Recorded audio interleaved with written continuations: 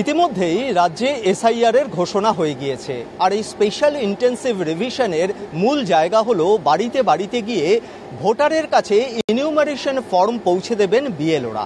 কিন্তু একটা প্রশ্ন থেকেই যাচ্ছে, আপনি ভোটার, কিন্তু যখন বিএলওরা আপনার বাড়িতে পরিদর্শনে যাচ্ছেন তখন হয়তো কাজের সূত্রে বা কোনো কারণে আপনি বাড়িতে নেই, তাহলে কি আপনি জমা দিতে পারবেন না ইনিউমারেশন ফর্ম?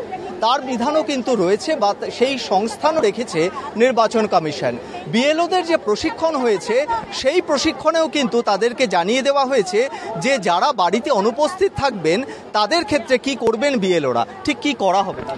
অ্যাকচুয়ালি প্রথমত হচ্ছে যে বিএলও একটা বাড়িতে তিনবার যাবে এবং প্রথমবার গিয়ে যদি দেখে দরজায় তালা আছে তাহলে সেক্ষেত্রে দরজার ভেতর দিয়ে কিন্তু ফর্মটা দিয়ে দেওয়া হবে এবং সেখানে নোটিশ বাড়ি দরজার বাইরে দিয়ে দেওয়া হবে যে ফর্ম দিতে আসা হয়েছিল এবং আরও দুবার, মানে একবার হয়ে যাওয়ার পরে আরও দুবার বিএলও আসবেন।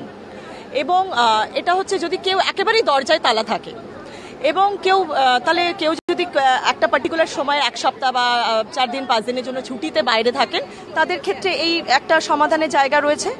দ্বিতীয়ত, যারা বাড়িতে রয়েছে কারুর ছেলে বা মেয়ে হয়তো বিদেশে কর্মরত বা তিনি আসতে পারছেন না কোনো কাজে বা দেশের মধ্যেই বাইরে, সেক্ষেত্রে বাড়ির কোনো অ্যাডাল্ট মেম্বার তিনি অবশ্যই তার হয়ে ইনফরমেশনটা দিতে পারেন ফর্মে এবং সই করবেন, এটা করতে পারেন। এবং এছাড়া বিদেশে কেউ আছেন তারা কিন্তু অনলাইনে এই ফর্ম ফিল আপ করার সুযোগও তাদের কাছে থাকছে, যেটা বিএলও অ্যাপ থেকেও বিএলও নিজে সেটা ভেরিফাই করতে পারবেন, অনলাইনেও সুবিধাটা থাকছে।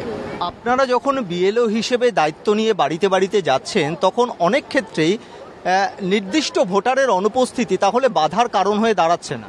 না, অনেক রকম অপশন দেওয়া আছে, ভোটার নাই থাকতে পারেন। এখন বেশিরভাগই কর্মরত সবাই, ঠিক সময় আমরা যে সময় যাচ্ছি নাই থাকতে পারে।